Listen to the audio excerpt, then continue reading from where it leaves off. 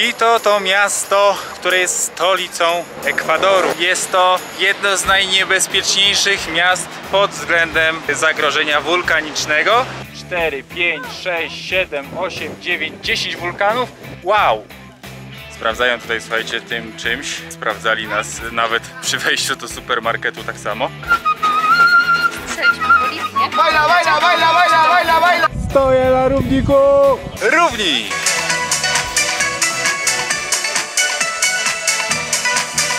Ekwador!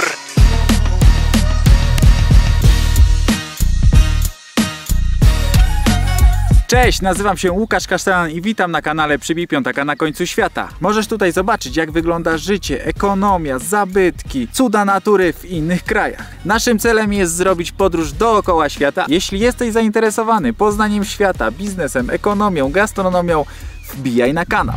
Szanowni Państwo, witamy przed wulkanem Cotopaxi, miejscem, które jest takim must have, aby go zobaczyć w Ekwadorze. Podobno jedna z największych atrakcji całego Ekwadoru.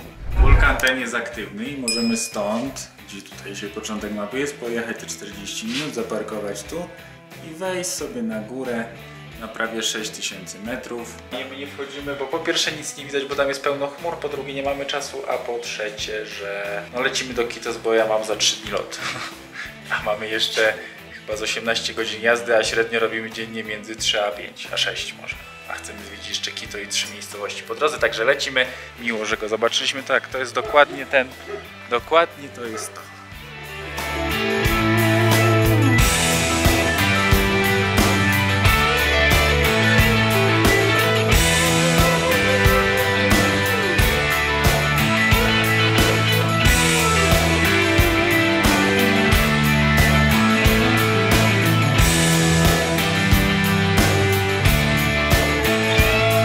Witam Państwa bardzo serdecznie w mieście Quito. Quito jest stolicą, położoną gdzieś na poziomie 2800. Pojedziemy dosłownie w 2-3 miejsca i będziemy lecieć dalej, ale podobno tam, gdzie pojedziemy, jest bardzo ładnie. Quito to miasto, które jest stolicą Ekwadoru, ale co jest ciekawe, nie jest największym miastem Ekwadoru, dlatego że największym miastem Ekwadoru jest miasto, nie pamiętam nazwy, na wybrzeżu. Quito ma 2 miliony mieszkańców niecałe, tam 1 970 coś.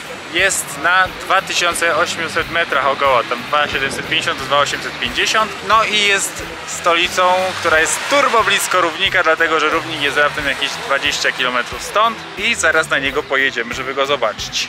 Quito jest, słuchajcie, otoczone wulkanami, wręcz leży na jednym z wulkanów. I to są wszystkie wulkany czynne, przez co jest to jedno z najniebezpieczniejszych miast pod względem zagrożenia wulkanicznego i co kilka lat tutaj popiołem zasypuje troszkę to miasto, któryś z nich, zwłaszcza ten, na którym leży konkretnie. Nie jak kto co lubi, może dlatego nie ma tutaj aż tyle ludzi, ile by mogło być, jak na stolicę kraju. Słowo Ekwador, dlatego że w ich języku tutejszym, lokalnym to nie jest Ekwador, tylko Ekwador. Jak można usłyszeć w jednej z piosence Ekwador, jest to po prostu równik.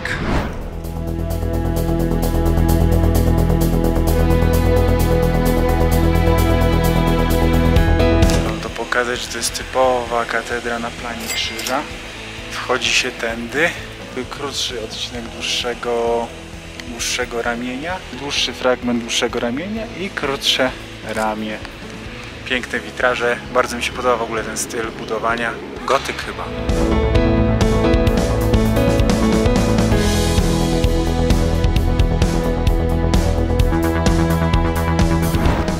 Jesteśmy na Placu Wielkim. Co to oznacza? Nic takiego, oprócz tego, że jest tu pięknie. Chciałem jeszcze powiedzieć troszeczkę o Ekwadorze. Ekwador ma 17 milionów mieszkańców niecałe.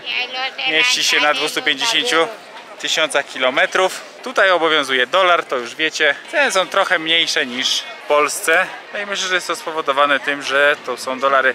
Nie jest to połowa ceny. Myślę, że jest to 75% tego, co w Polsce. Dobrze, oglądamy Plac Wielki i ciśniemy do jeszcze 2 fajnych miejsc.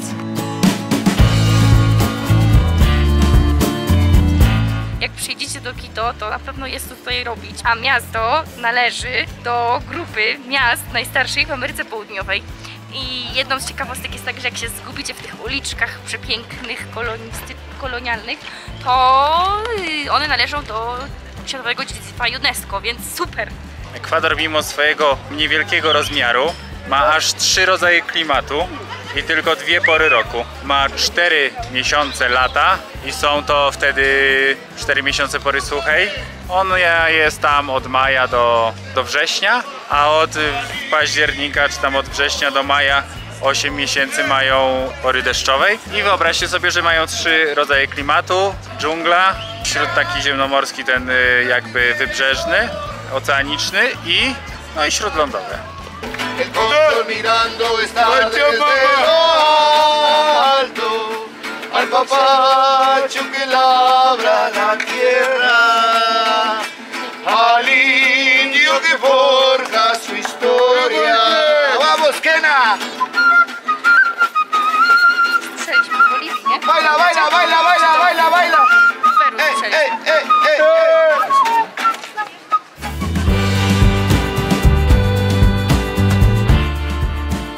Klaudia lubi takie rzeczy, słuchajcie, handmade różne, czyli takie rzeczy robione własnoręcznie gdzieś tam.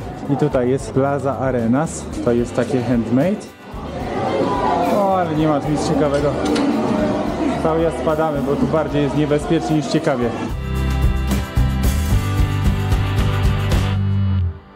O, Metallica, patrz, Amy Winehouse. O, tu to bym się...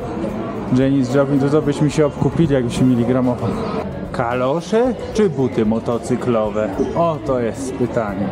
Bardzo mi się podobają tutejsze kapelusze. Pani ma tutaj taki właśnie. Pięknie w nim wygląda.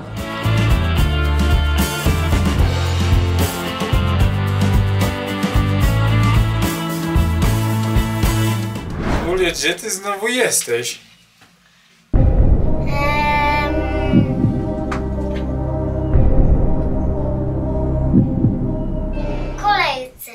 Tak jest, brawo. Mama, gdzie jedziemy? Na punkt widokowy. Na wulkan. Pici, nie, Paciku. Trzeba sprawdzić. Picinka. Picinka. Picinka. Tak mi się trochę z czymś kojarzy, Klaudia.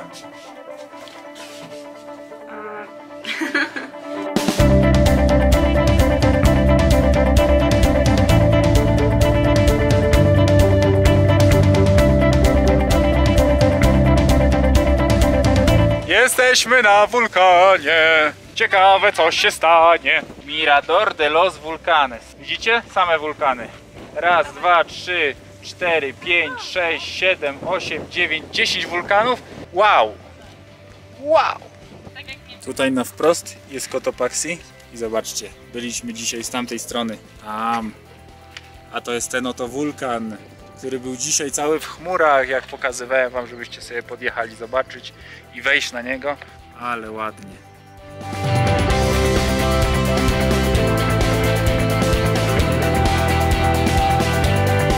Dobra, słuchajcie, w ten walentynkowy piękny wieczór Środy Popielcowej. Niecodziennie się zdarza Środa Popielcowa i walentynki w jeden dzień. Pewnie będziemy się powoli żegnać z Quito. Jeszcze musimy znaleźć wulkanizację. Mamy rozwaloną oponę, dalej nie zrobioną. I musimy jeszcze gdzieś tam dojechać do tego punktu, bo już go nie zwiedzimy. I tyle. Jutro w takim razie z rana zobaczymy równik i będziemy już cisnąć na maksa. Chociaż jeszcze jedną miejscowość tam trzeba zobaczyć, albo dwie nawet, które są niedaleko.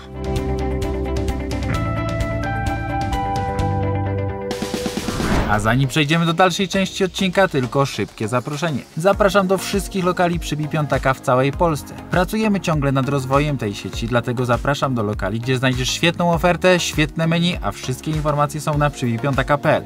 Jeśli chcesz prowadzić gastronomię, mieć swój biznes, zachęcam do wzięcia franczyzy Przybipiątaka. Wtedy ten biznes będziesz prowadził razem ze mną. Zapraszam. Kupiliśmy sobie nówki sztuki i nie będziemy oszczędzać, nie? Na naszym autku. Klaudia, tak? Chciałaś dwie? No, ale trochę jestem przerażona, bo za szybko to robią. Nie bój ta się. Samo nie spadnie. I jesteśmy, słuchajcie, przed równikiem. Jakieś 20 około, nie wiem, bo nie sprawdzałem, ale około 20 km nad Quito jest Mitad del Mundo, więc nie wiem, jak oni to tam sobie tłumaczą, ale generalnie jest to równik. I tamta figurka świadczy właśnie o tym równiku. I właśnie idziemy kupić bilet, gdyż o dziwo to jest zamknięte. Chciałbym zobaczyć, czy faktycznie tutaj wystarczy metr przejść w jedną, w drugą stronę, aby woda schodziła w drugą stronę. To jest jedno. A drugie, nie licząc latania samolotem przez równik, będę na równiku. I Klaudia i Julek pierwszy raz. Przeżycie dość duże. Cieszymy się bardzo. Idziemy, pokażemy wam, jak to wygląda. Jest to bardzo super tutaj przygotowane.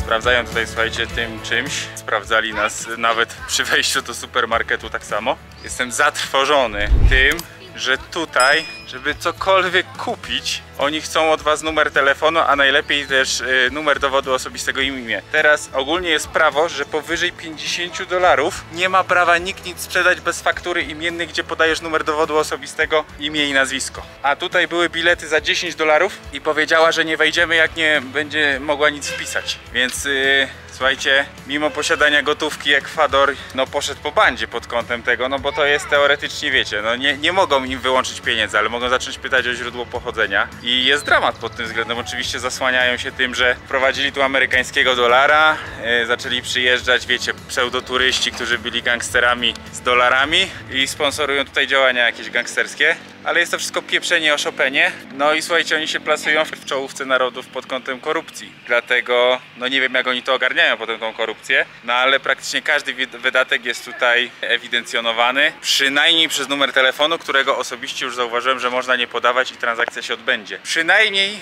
zgadzają się, że ja wpisuję co chcę, czyli że mówię, że nie mam dowodu i że pamiętam. I wtedy im piszę jakieś, że jestem Jan Kowalski z czapy numer dowodu i to przechodzi. Ale ogólnie to jest zajebisty problem tutaj, zajebisty. Korzystając z okazji, że widzę jakieś wlepki tutaj, przybij piątaka, jest na równiku, nie ma lipy. Ekwador dostaje od nas wlepkę przy piątaka na końcu świata ze względu na to, że jest krajem czystym, bardzo fajnie wschodzącym, z zajebistą korupcją i ogólnie problemami z gangami, gdzie właśnie oni walczą o to, żeby mieć wyższą pozycję, więc tutaj są wojny gangów od dawna. Nie chciałbym tu za żadne skarby świata żyć. Jest tutaj wielokulturowość, są tutaj Indianie, o których nie wolno rozmawiać podobno, bo to jest temat drażliwy. Jest tutaj bardzo dużo czarnoskórych osób, bardzo dużo białoskórych osób. Jest tutaj podobno dość duże rozwarstwienie społeczne, które charakteryzuje się tym, że przyjechało sporo białych osób poubieranych w garniturach i pozatrudniali się w tutejszych korporacjach, co spowodowało, że to rozwarstwienie jest spore aktualnie. No i nie rozumiem, dlaczego mają dolara. Jedni to chwalą, drudzy hejtują. Ja uważam, że to jest zły krok. Po pierwsze, że właścicielem dolara jest Fed, a Fed jest prywatną firmą kilku dosłownie bankierów, kilku rodzin, co powoduje, że kilka osób kupiło sobie kolejny kraj. Już nie mają tylko Stanów Zjednoczonych, tylko mają jeszcze Ekwador. I Ekwador się na to jakby chyba, nie wiem czy dobrowolnie czy nie, ale zgodził. Co jest dla mnie mimo wszystko niepoważne, no i uważam, że przez to mają wyższe ceny. Ciężki temat dla mnie. Ja bym nie chciał tu żyć, ale cieszę się, że ten kraj zobaczyłem. Tak wam to powiem. Podziwiamy równik, bo jest tu ładnie. Chodźcie.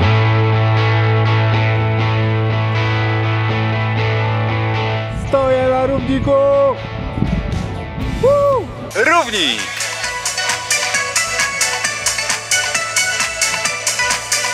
Ekwador! Jest tutaj gwózdek centralnie na równiku i nie wiemy czemu, ale teoretycznie trzeba na nim ustawić to jajko. Na równiku jesteśmy ciężcy i na równiku pokonujemy prędkość 1700 km na godzinę, dlatego że tutaj robimy pełny obrót w 24 godziny, pełny obrót 940 000 km. Tutaj w południe 2 razy w roku nie ma żadnego cienia. No i tutaj będzie teoretycznie woda spływała w różną stronę tutaj i w inną stronę tutaj. Dobra, tu powinno być w lewo. Jak było? Nie widać nic. Teraz będzie północna, czyli tak jak u nas w prawo.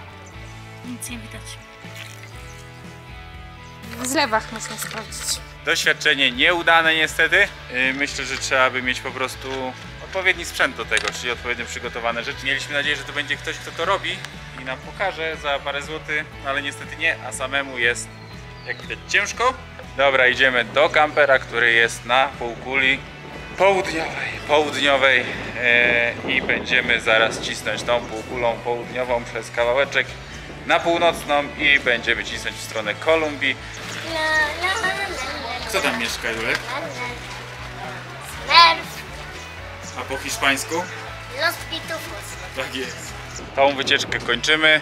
Nie wiadomo jak woda leci. Nie sprawdziliśmy, nie dało się. Trochę jestem zawiedziony z tego powodu. Lecimy dalej. Mało czasu niestety. Ciao.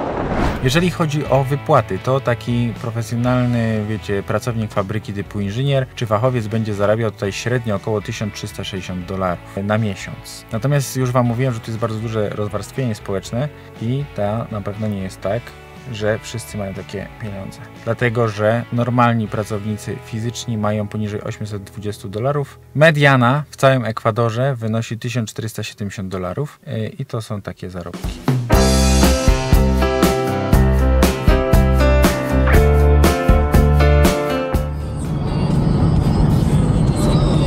Słuchajcie, jedziemy jak złoto. Zaczęło strasznie wiać, ale jest tu piękny mirador. Dlatego Wam pokażę. Mam nadzieję, że mnie nie zwieje w tym czasie.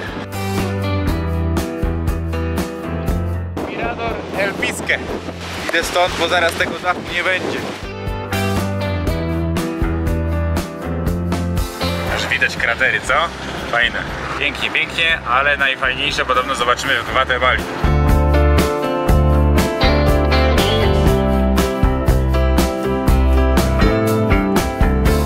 Najprawdopodobniej już ostatni taki większy przystanek na naszej trasie przed Kolumbią.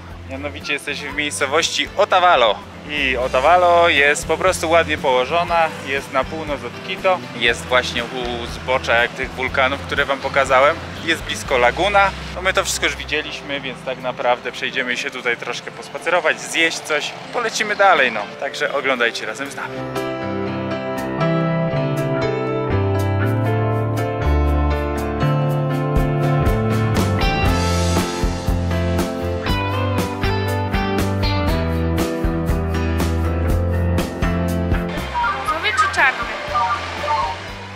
Klaudia, jaki sobie kupiłaś kapelusz? Pokaż się, tu pochwal.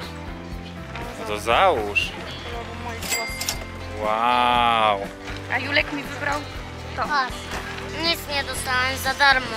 A co, kupiłeś to jednak? Nie kupiłem, po prostu pozbierałam pani jakieś biżuterie. Czyli zapracowałeś. I wtedy pani mi dała od razu, Czyli ale zapracowałeś. Nie zapłaciłem.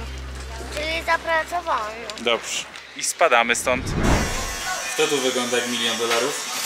Ja. Ty? I tata. Ja też. Przyjechaliśmy jeszcze po drodze zobaczyć wodospad. Ja już go widzę. Powiem Wam, że kamieńczyk podobny. Nie trzeba jechać do Ekwadoru. Oczywiście piękne, ale te wodospady są, nie wiem, co 100 km powiedzmy. Przecież nie będziesz się zatrzymywał co 100 km zobaczyć spadającą wodę, bo wygląda to tak samo. No. To możemy wracać.